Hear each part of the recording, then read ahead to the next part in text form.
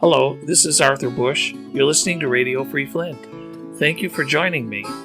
Today's podcast guest is Semaj Brown, Poet Laureate for the City of Flint. Semaj is a playwright, a lecturer, an author, as well as a very accomplished poet. She was recently recognized by the Academy of American Poets, being one of only 23 in the past year as outstanding Poet Laureate. Poet Laureates speak to the aspirations and humanity of a community. They can lift us up, raise us over, and help us see what our community is all about. In this conversation with Semaj Brown, we discuss how she came to Flint, what it is she hopes to accomplish, some of the work that she's been doing, and she shares with us one of her poems about Flint. I think you'll find it very inspiring.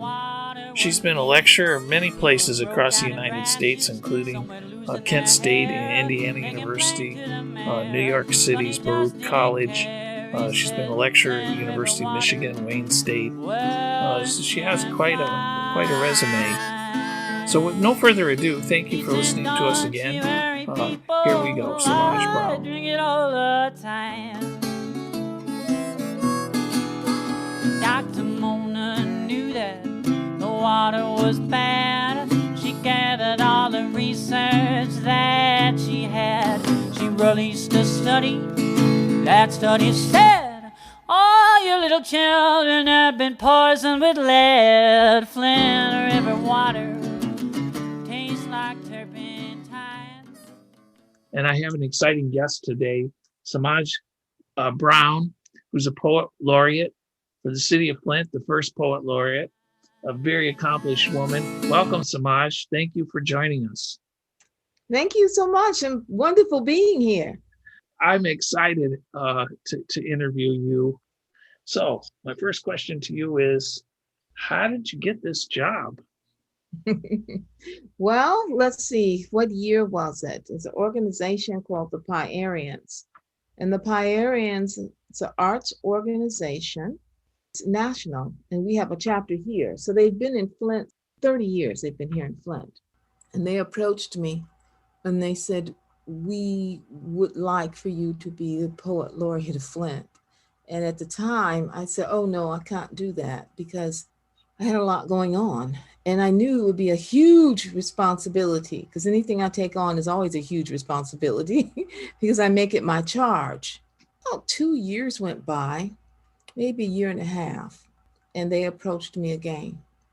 And my husband and I had left and gone to Kentucky for a moment, and then we returned to Flint, and they approached me again. And I thought about it, and I saw an article that spoke about the literacy. This is after the water crisis. Well, if we can say after, if it's appropriate to say post. But it was after 2015 for sure. There was an article, so it was 5 years later, and it was talking about the third grade reading scores as compared to 5 years before the water crisis had dropped 75% of the third graders in Flint.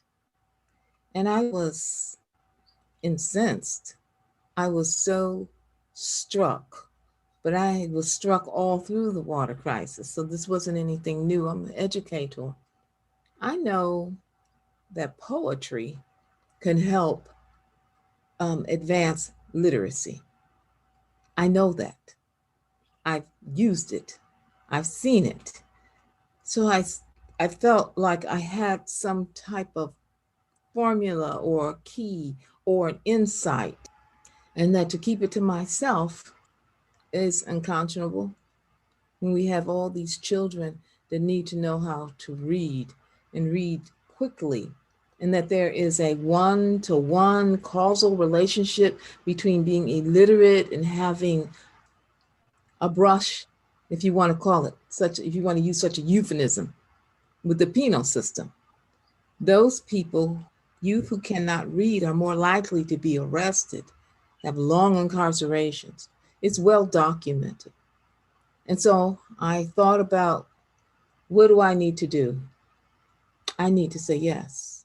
And so they organized themselves and they went to the mayor. And at the time it was Mayor Karen Weaver, and talked about having a poet laureate and appointing me as Flint's first poet laureate, because they had seen the work I had been doing in Flint since I moved here with my husband. As soon as we moved here in 2003, my husband asked me if I would help him with the practice. He's a family physician. I was just getting ready to be a consultant for Flint schools as a science consultant, because my undergrad is in biological sciences. And I thought, honey, what do you want me to do? You know, I'm not in medicine. And he said, the way you teach, the way you workshop, because I also do professional development with educators. He said, I think we can get the word out about obesity, lifestyle change, healthy eating, vegetables. And since we're vegetarians, and I had written a vegetarian cookbook that had all these crazy stories in it about vegetables. And the vegetables were on the green front. They were activists.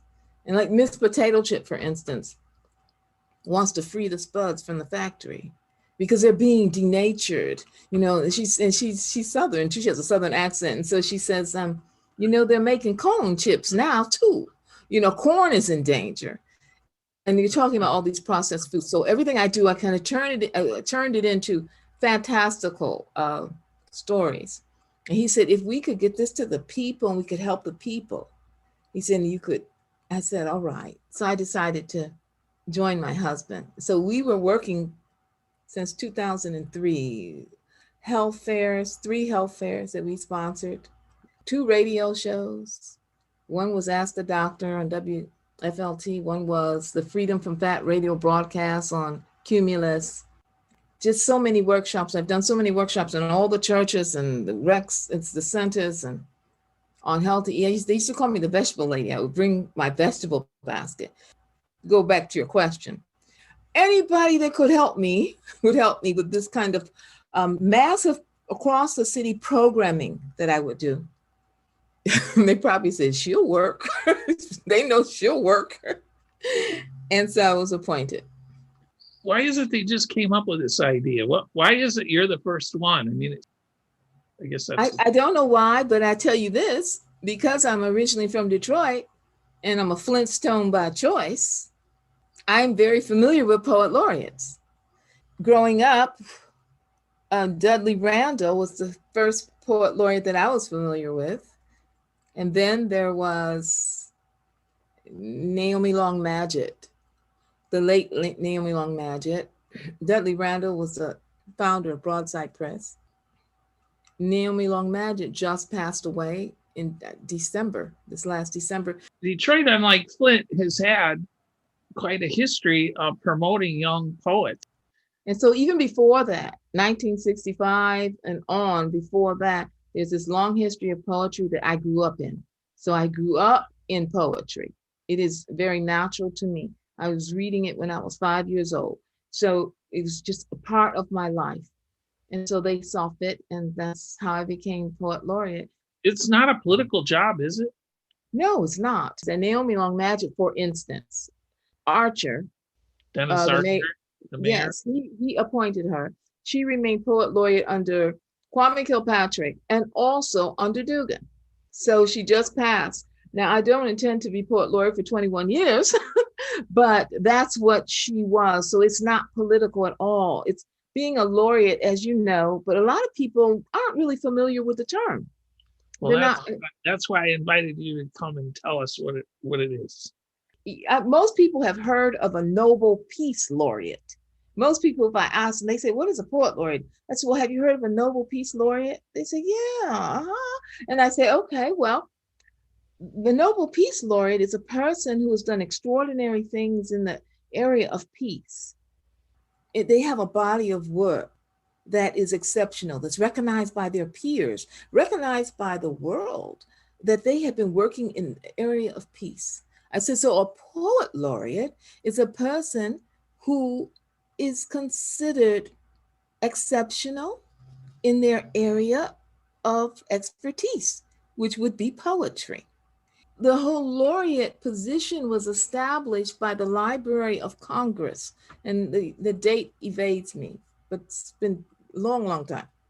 And so laureates are appointed by either the President of the United States for the National Poet Laureate, the governor for the State Poet Laureate, or the mayor for the City Poet Laureate. And so we're not political in the sense that people think of things being political. Our job is to foster poetry, is to create an environment where poetry is appreciated, spoken, where people have access to poetry. That's what we're supposed to do. It's all about the poetry. You have duties? Do you have official duties or a job description or? Good question. Each poet laureate takes upon themselves their own platform. Now, some poet laureates are very interested in language. I know a poet laureate that's interested in having people be bilingual, translating poems into Spanish. So that's their expertise. That's what they want to focus on. It's a civic duty we're doing. We're helping the community. Other poet laureates will have are very much toward spoken word or slam, as you spoke of. They're going to focus on the spoken word. My charge is literacy. I know that takes me to this P3 school program that you're running. Yes. Talk to me about that. This is the Poetry Pod project. When I was trying to think about what was going to be my platform and what was going to be my civic initiative focus, it just popped into my head, the Poetry Pod project. And the Poetry Pod, there's a pod ship. And you see it on the website, you'll see it on all the material. And it's green and it looks like a spaceship. And it's actually has these green pods inside of it. And I always say to people on Facebook and social media, the pod ship is going to land. Watch for the pod ship. It's coming, it's going to land. And when it lands, it deposits these pods and they open. And inside of it is poetry programming. And that's what's so exciting. So I've been working on the poetry pod ship since I was appointed. So there's been lots of programming all along. One of the ones that I really loved that I did was the Children's Poetry Show. That was done by the Kennedy Family Life Center. That's Pastor Reed. He has a program called Reading with Pastor Reed. Every Monday, the children would come and they would have reading sessions and tutor them in North Flint. Just fabulous. He asked me if I would come to the center and read with the children and read poetry. Of course, that's part of the Poetry Pod Ship. I will land there. COVID came, and so everything went online. Contacted me and said, we're still doing it. We're going to do it online. And so this was totally new for me because I am used to being with a microphone or podium, face to face. I wasn't used to all of this online. So I said to myself, how am I going to make this interesting? So I created a theme called Imagining is Happening. Imagining is happening, something like that. Dreaming is imagining is happening. And I received these books from the Genesee County Medical Society Alliance. They asked how could they help with what I was doing. I said, well, I need books. And so we had a book list and they bought these wonderful children's books for me. So I went through all the books and I saw a theme about dreaming is imagining is happening. So I said, this is right, not too long after George Floyd. We're in the middle of the pandemic and the children and everyone was marching. And I knew the children were afraid, rightfully so. So I said, we need to talk about dreaming as imagining is happening.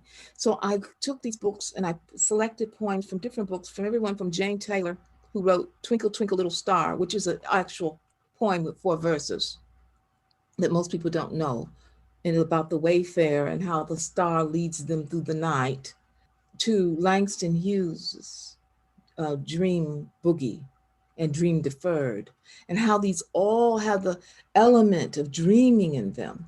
And so I put on different hats, costumes, played the bongos, took up different voices, and did a children's poetry show. And the children online, they had a class, and they were asking questions, and it was wonderful. And so what we've done, we've taken those little vignettes from each poem, and now they're on YouTube, and anybody can utilize them, and people have been using them, and that's wonderful. So fast forward to the Poetry Pod Project Award, the Academy of American Poets. You're taking me right down my outline here. So Okay. the Academy of American Poets has just selected you as one of 23 people throughout the country to do what? It's a hell of an honor. It is. What you've just received. It's very big because the Academy of American Poets it's 90 years old. It's esteemed. They might as well say the esteemed Academy of American Poets. So it's poetry's version of the Academy Award. And so It's very exciting. Out of all the Poet Laureates in the United States, and there are many, there are more than people know, because as the event of Amanda Gorman, after Amanda Gorman's inaugural poetry poem, The Hill We Climb, many municipalities, tiny hamlets, and large cities all decided we need a poet laureate all at once, and it happened. So there is this mushroom explosion of poet laureates all over the country. To be selected is indeed an honor. You get to, they essentially select you to participate in some activities over the year that you create along with others. Well, yes, I created the Poetry Pod Project. They know about the Poetry Pod Project. They're excited about the Poetry Pod Project and the different courses that I have within it. And this time, the Poetry Pod Project, last time I just talked about how they brought you the children's poetry show. Yes. This time, the Poetry Pod Project is going to bring you poetry letters. That's the name of this initiative, Poetry Letters. And inside of Poetry Letters, there are 4 different programs. They were so excited about that because what I'm talking about is poetry as a second language, poetry as a dialect, poetry as a way of being, as a communication tool. And so most of the time, poets write about things. They write about a chair or a tree or feelings. But in this circumstance, in Poetry Letters, we'll be writing 2 things or 2 people. We'll be having conversations with things or with people or with ideas. It will be communication between entities, sometimes between an art piece and the poet. They will be communicating. Sometimes in the workshop called Pen Pals, it will be actual people communicating, but they will be communicating in poetry. That's where the Poetry Letters comes from. So there are 4 different courses that will run throughout the year. And the first course, I can't tell you, you asked me this, and this is where I get excited. The first course is called Flint Reads Poetry, Poetry Voices of Flint. Most of the time, people haven't heard poetry in a long time. They haven't heard poetry in a long time. They've heard the new slam poetry, but there's poetry that came before that is very rich. what we're going to do is create a poetry gallery, and it will be online. People from Flint, ordinary Flint folk, not necessarily artists or performers, just ordinary people will be reading these poems, and we'll put them up on the poetry gallery. And we're going to start out with poems from the Harlem Renaissance. Zeta Beta Zeta, which is a chapter of Zeta Phi Beta sorority, which are my partners in this year-long endeavor, explosion into poetry. They are going to begin reading those poems from the Harlem Renaissance. We've identified 12 different Harlem Renaissance poets, and we have all their poems, and they'll be divided up among the membership, and they're going to read them. Then we're going to put them up on the post, so not only schools can see it, community centers, parents, whomever wants to hear poetry. Now, the next time we're going to change it out, just like a gallery changes its exhibit, that will change out in January. And we'll have poems from the civil rights movement. And then we'll have another group of people reading those poems. And spring, oh my goodness, spring is going to bring the transcendentalists, David Thoreau, Wordsworth, all that poetry about nature and being. All of those poems will be part of the poetry gallery. The poetry gallery will stay. Yes. The Flint Public Library there's been a dream, at least with the African American Sports Hall of Fame, according to Norm Bryant, who I interviewed a while back. And he wants to put kiosks around town. And I think he has kiosks in some, like in the shopping centers and that sort of thing. Have you thought about putting this in public spaces? Yes, I have. In fact, I'm so glad you asked that. The initial Poetry Pod project was only in public spaces. We had billboards. What was written up? There were billboards, there are games being played, poetry games. It was in all the public spaces. However, COVID came. And so I had to rework it. Right. And so I said, okay, Semaj, put your thinking cap on. So I took it all to the virtual space, but it's already was designed for public space. So this, what I was awarded for is virtual space. So I'm really glad they're both are going to happen. So we'll do the virtual space first, and it will be there for everybody to see and use. And then we'll continue into public space. You speak in your work, and I've heard you talk to others who've interviewed you. You talk about the trauma that people face. Your work has healing power and healing people who have suffered trauma or who have suffered loss. In a bigger sense of the word, Flint has been traumatized by the phenomenon of deindustrialization, not to mention disinvestment, where people lose their jobs. What role does your work play in that process of trying to bring traumatized people some sense of a place and some sense of dignity? Well, part of being traumatized or marginalized is not having a voice. That's all part of it. Being voiceless, not being heard, the trauma not being acknowledged, which is even further traumatizing, the annihilation of neighborhoods and of people not being recognized, which is even further traumatizing, the gaslighting, which makes a person, which is deliberately a technique to make people think that they're crazy for even saying these things, for speaking out, for saying, this is what happened to me. Oh, get over it. Oh, that was a long time ago. Oh, come on, it's not that bad. And it's not personal, it's systemic. That's traumatizing. So when you have a writer that writes about what's hidden And people who are traumatized say, oh, this is what I've been talking about. This is spot on. This is what happened to my grandfather, my great grandmother. This is what's happening to me.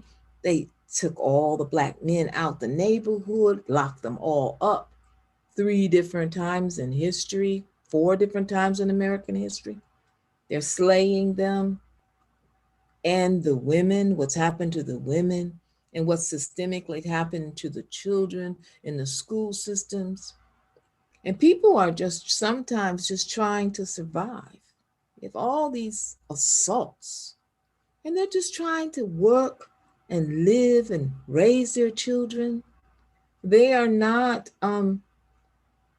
all college professors studying what's happening to themselves. They're just trying to live. If a poet speaks the invisible into the visible, it makes a difference. It makes a huge difference because one, the words are saying, oh, you're not crazy, though they are trying to drive you crazy. You are absolutely valid because you exist.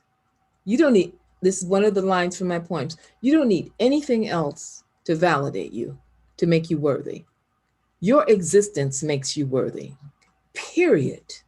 You don't need a degree. You don't need to be literate. You don't need anything. You're born. That gives you legitimacy.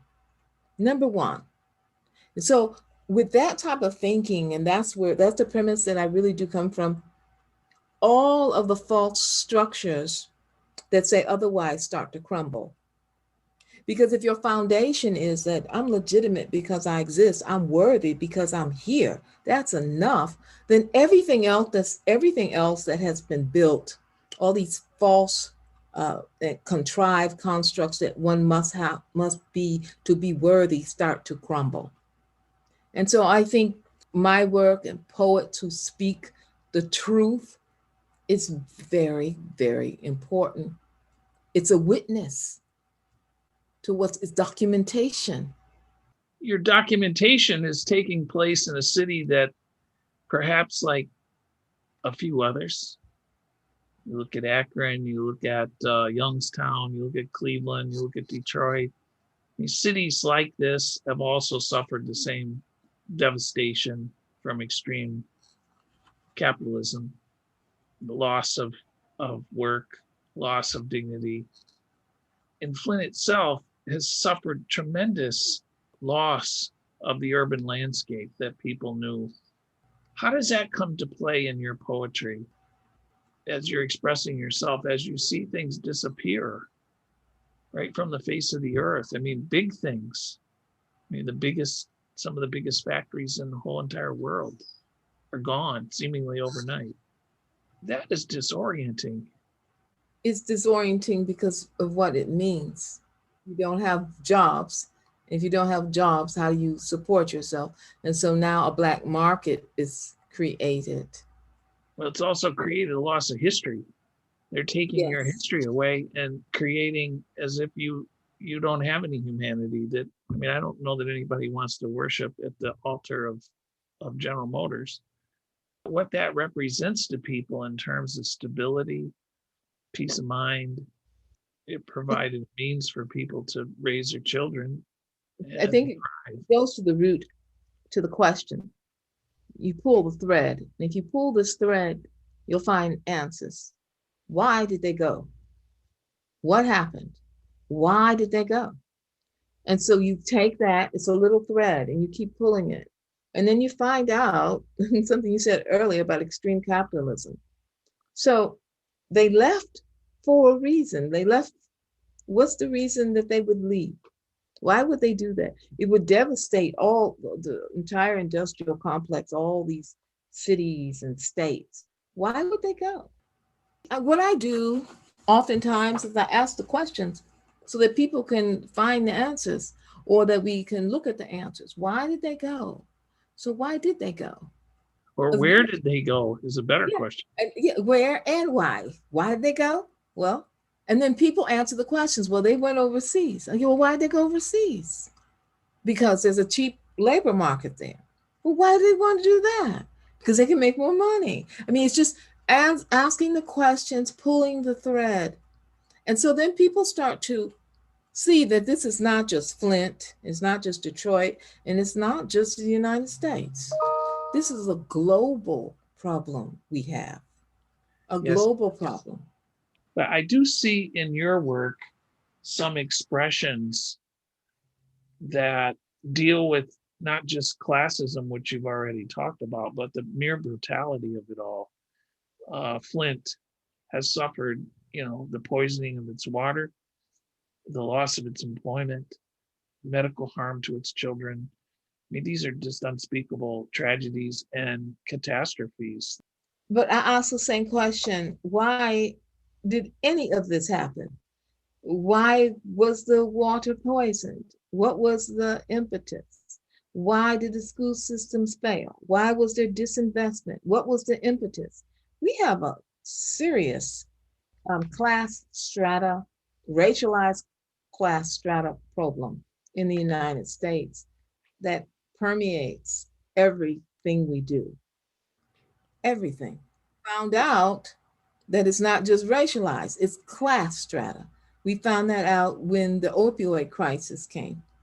And the towns were mostly rural and white, and they just let those people just rot. Semaj, one of the things that strikes me is you sort of have a couple axes of which your work is centered, and they're not necessarily mutually exclusive, although as we first look at them we might think they are. And that is, you bounce around between the arts, which I would include poetry being art, and science. You have these things that would seem in many respects to be polar opposites, and you find a way to incorporate those. It's very unique. Where does that come from? Well, when I was very young, the poetry was a part of my life. I started reading poems probably around age 5. My mother, Bessie L. James, classically trained pianist who loved poetry. So every night we would read poetry, one night for me, another night for my sister. And we would have poetry reading. So she would say to me, read that. Now, what does it mean? And I remember saying, I don't know. And she said, well, let's look it up. And we would go through this every other night. And then lots of theater. Every summer I would go to Stratford, Ontario for the Shakespearean Festival with my adopted grandmother, and we would study there. Broadside Press came out in 1965, Sonia Sanchez, Dudley Randall, Hakeem Arabutu, Gwendolyn Brooks, all those poets, they were just, I thought they were my uncles and aunts. Their names were spoken so frequently in the home. And my mother was in contact writing letters with Gwendolyn Brooks. So I just thought these were just people we knew. And I was reading their work. So it was very natural to me. Meanwhile, that's happening while I'm a little girl growing up. I had a science laboratory in the basement. It was my father thought it was important that I learn science. And so he bought a science laboratory. And back then there weren't any, I suppose, regulations. Like now, I have been a science teacher for years. You couldn't get the chemicals now to do that. I suppose you can on the internet, but it was a science laboratory with microscope and dissection kit and everything you would need. And so I would be down there experimenting, looking at things, exploring things. And so I just think early on, they got fused in my brain. And to me, they are so similar. I have even been quoted saying that they are the same, but just isomers, mirror images of one another, different configurations of the same thing, the scientific method, but then artists have a method as well. Is it not scientific? It's inspirational, but aren't scientists inspired as well? I mean, it's a commingling in my mind in my brain. So whenever I teach science, when I'm teaching biology, the students will do bio art. Because if you look at the cell, oh, these cells are just, they're art pieces. And so the students would do bio art, they would use clay, they would use jello, they would use mobiles, hanging mobiles of the cell. Yes, there's a lady down in Detroit, and she's with a project called Arts and Scraps. Oh, I've used it so many times. I've interviewed her, and that's exactly what they're doing. So you must already have been there. Yes. I've used that. It was used to be on Kaju. I don't know if they're still on Kaju, but I've gone there many times as a science teacher doing bio art and just get so many things and have the students put it together. So now they understand DNA because they become DNA. And then you use theater as well. Because if a person can become a trans fatty acid, if they can, or if a group of young people can organize themselves into a trans fatty acid, they'll know what it is. They'll understand how the bonds are not broken or how hydrogen is attached to oxygen by using their arms. And it's so you have, it's a different way of being. It's a different way of approaching life outside of poetry. Your poetry a lot of times is focused at talking to plants and trees and ponds and lakes and things in nature. It's true, because we are not, there is a philosophy that we're one huge organism. The entire plant is one living thing. And though we have my body and your body and the trees, we can't exist without one another. We really can't. Even the ocean. In fact, I have a book coming out called Water Bodies, but what it does, it explores poems that are related to water, from fantasy all the way to environmental injustice. One of my premises is that we are water bodies. We are the rivers. We are encased in skin and flesh, but we are rivers, walking, talking rivers. And if we understood that water in Western civilization, the classification system, water would be considered non-living. Let's take some of your poetry, have you read us something. It reminds me of a poem that you've done what you just said. And let's see, let's give the audience a bit of a feel for what it is that you do. Well, Kent State University contacted me in an initiative that they had called Vote the Earth Forward, in conjunction with Columbia University and earthethics.org in New York, New York. And they were asking poets and artists to give their variation or think about the idea of where am I from, and look at it from a perspective of social justice and also from environmental injustice, based on the famous Lions poem, Where Am I From? So I wrote, I am from the blood river. I am from the blood of fire river, where the strike of friction against rock of flint smokes tongues of resistance, lead burning brains and bodies of the resilient beautiful. I am Flint, Midwest bioregion, reconfiguring the world. Meet me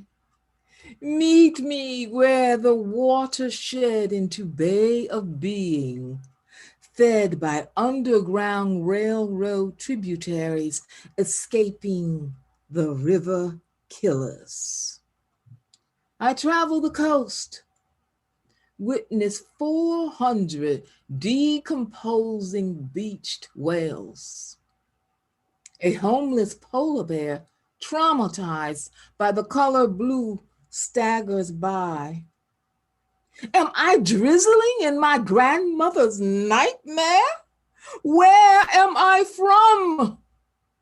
I am from the conflagration, incinerating the revolving rotisserie globe. They have savaged our bodies and our land. I burn for you, our Brianna. Oh, our Brianna, radiating volcanic social convulsions of African blazes. I am from a regurgitating country, trying to grow a conscience in a petri dish, wheezing in the chemical crucible of casual killings. As the tide of plastic rushes the shore, flooding our veins. Where am I from? Here. Hear the eulogy of rainforest choirs, homilies rupturing in the throat of declining orchids. Where am I from? I am from this earth, is my body, my lungs, a species, a sacrament, dissimilar to any ever tasted the milk of, newer forever more than eternity the breath of.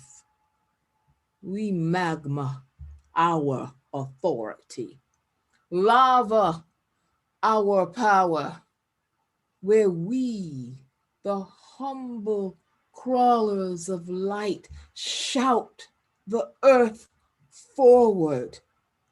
We claim victory in jesting quest for justice as our daily bread, as we magma our authority, lava the reckoning, radiating inherited spiritual convulsions, blazing, scorching, scalding, shouting the earth forward with infrared eyes, an adaptation of the womb, wash in ash, emerge singed, fists like floating planets tied to a standing arm of vertical hope, not knowing if dawn will break us, but declaring, we got this.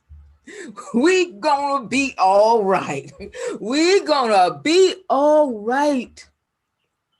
From the mountains where crows make revolution, from our mouths of cinder and soot, eviscerating, dismantling, dissolving diabolic covenants. Where am I from? Biodiversity marching the earth forward, stampedes the earth forward, tramples landmines, shouting monuments down, voting her forward, quaking, making, staking freedom, imagining our futures forward, freedom forward. Semaj Brown, you are obviously very passionate about your work and about what is it that drives you? The people, the beautiful people. Flint has the most beautiful people. When I think about them, I almost cry. They are good and pure. Semaj Brown, thank you for joining me on Radio Free Flint. You're an inspiration. Thank you again. Thank you for having me. I had a great time. It's wonderful. Absolutely wonderful. This is Radio Free Flint. Until next time, goodbye. Over at the plant, you know something went wrong. Take the children and run. They say they'll fix it if we only stay calm. Go back to your factories, go back to your homes. Don't get excited, don't you lose your cool. And those bosses will share their power with you.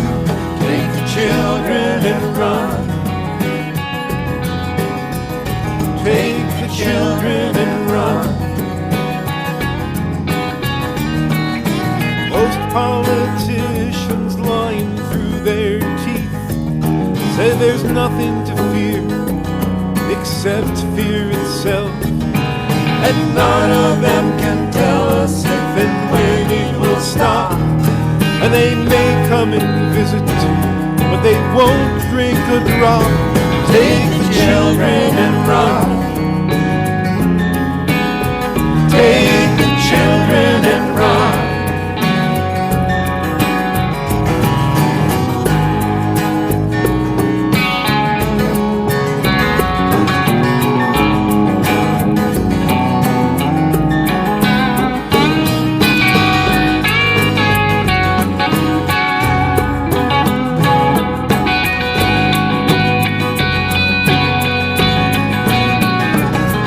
You're on the commission and you're 60 years old.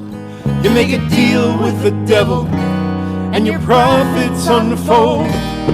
But 20 years down the line and that little girl is in the prime of her life and her blood cells grow wide. Take the children and run. Take the children and run. I saw people lined up in the morning haze to find enough water to get through a day. It's the lasting legacy of greed and neglect, and we know the truth, and we won't forget. Take the children and run. Take the children